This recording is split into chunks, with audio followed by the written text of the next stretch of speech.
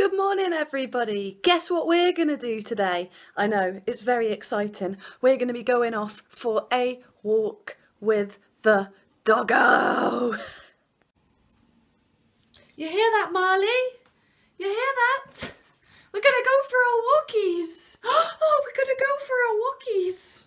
Oh my God. Oh my God, it's so exciting. We're going to go for our walk. Oh, he's just like, shut up, get my harness on, we're going. Stop with all the hype. Okay, so the little dog is ready. I've got my boots on, very sexy, my sexy pink socks. Don't you know it? We'll see you at the canal. Here we go over the bridge. Do a quick little wee-wee. Gotta be done.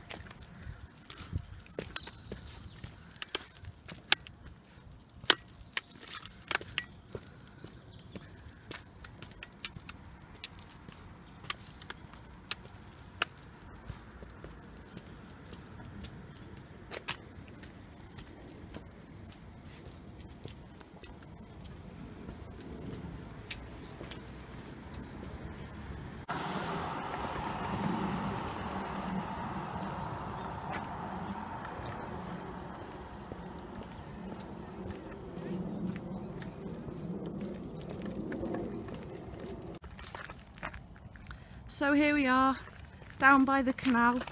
We're keeping Marley on the lead when we're down here. The reason being that previously Marley boy has fallen in, and it's not very deep. It's about hip height, but then again I am just a little woman. It's about, come on, what are you doing? Oh, dearie me.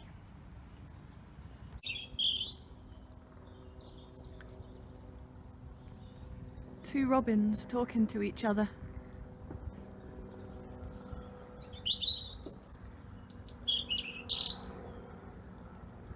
Can't see him, but you can hear him.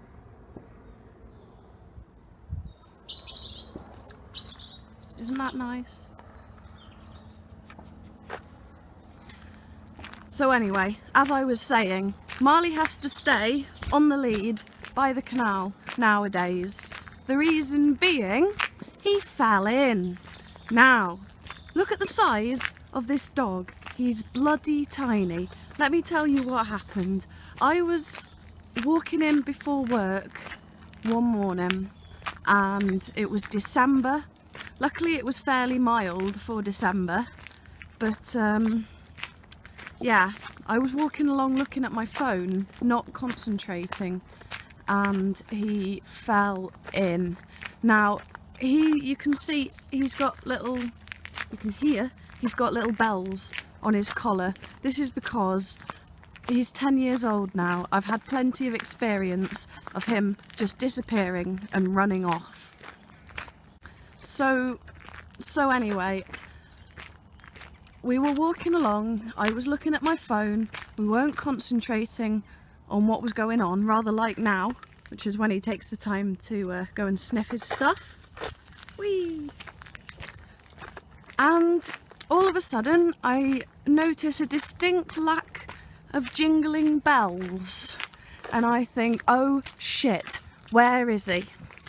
And I call him, and I call him, and I call him, and he is nowhere to be seen. I start to panic at this point. I'm running up and down the flipping canal looking for him. Nice spot for angling there, by the way. It's a bit of an aside, but you can see where all the weeds are there. Yeah, I get a lot of anglers here. That's fishermen for people who don't know. You never know. God damn the general consensus of people. Anyway, moving on.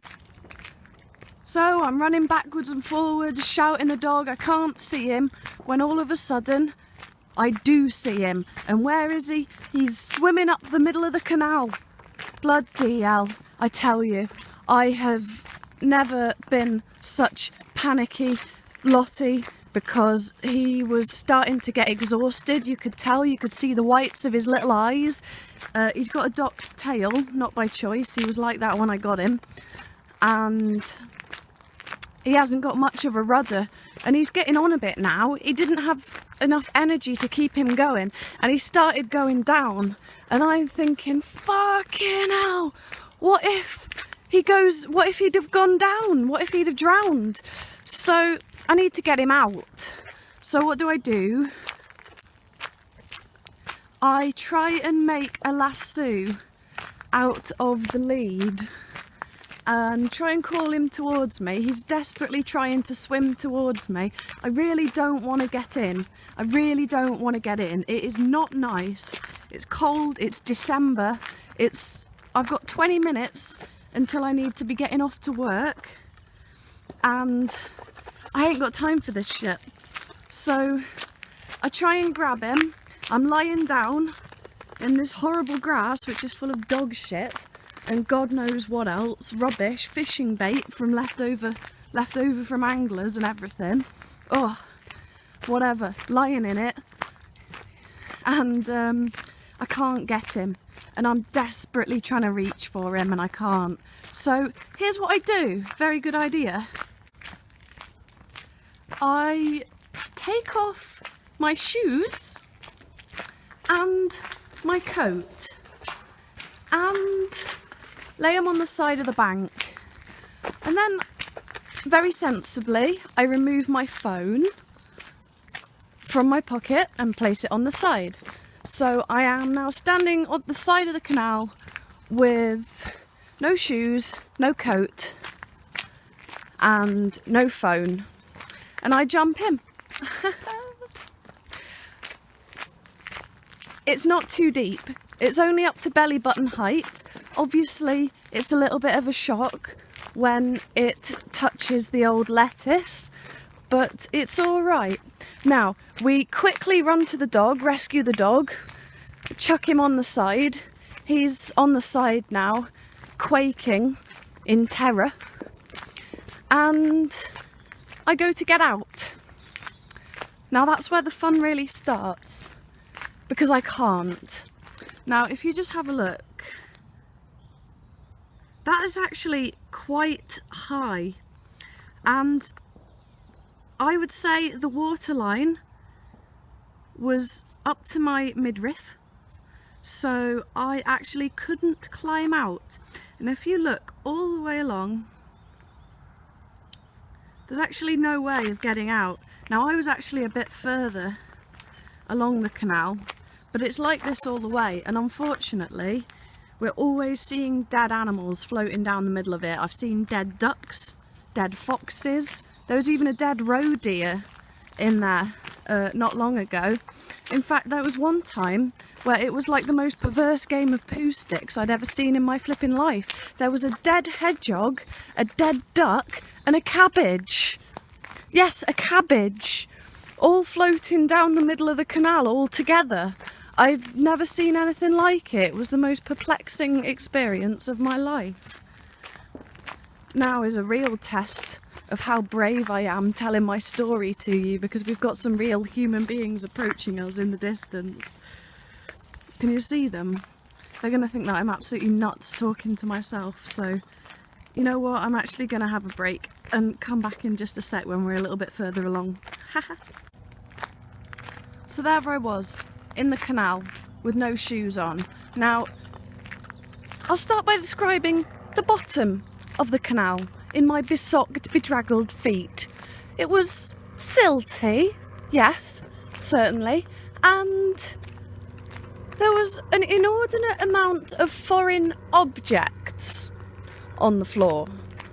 Now, this was most uncomfortable to my bare feet, because basically what I didn't realise was that to most people in Manchester, canal equals trash dump. Now, as well as a cabbage, a hedgehog, a duck, a fox and a roe deer, I've also found half bicycles, I've found shopping trolleys, I've found flipping guitars from 1962, I found anything you can imagine.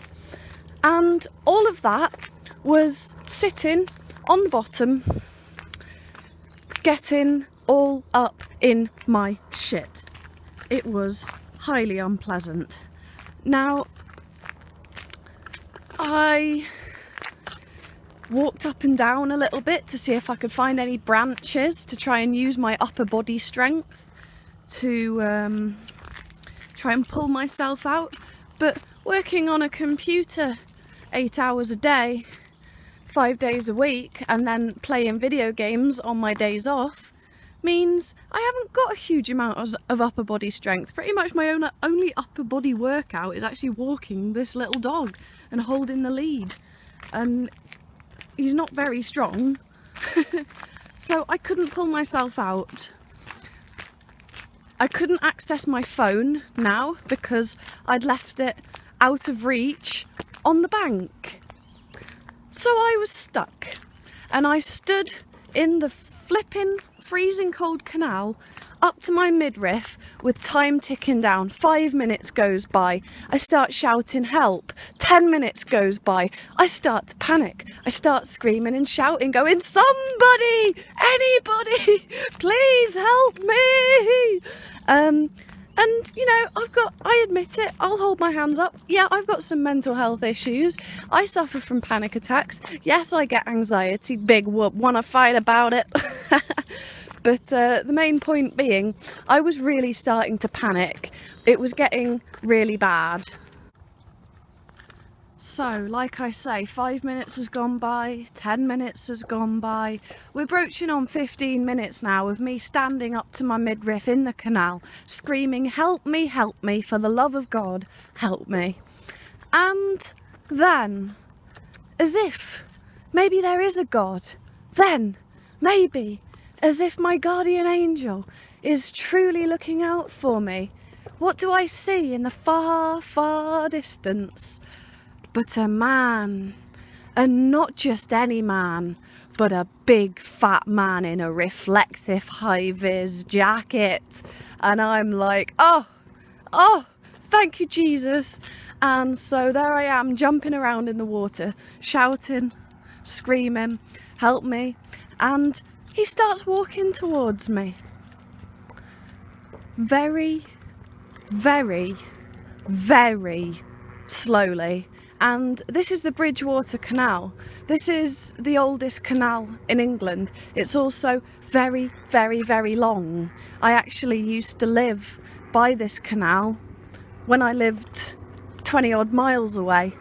I just turned left out of my house, carried all my stuff, and that's how I moved house. But here he comes, and I'm sure it was only another 5 minutes or so, because it was a very long, straight bit of canal. There he was in the distance. And eventually he turns up and he pulls me out. And I take my soaked, bedraggled dog back home.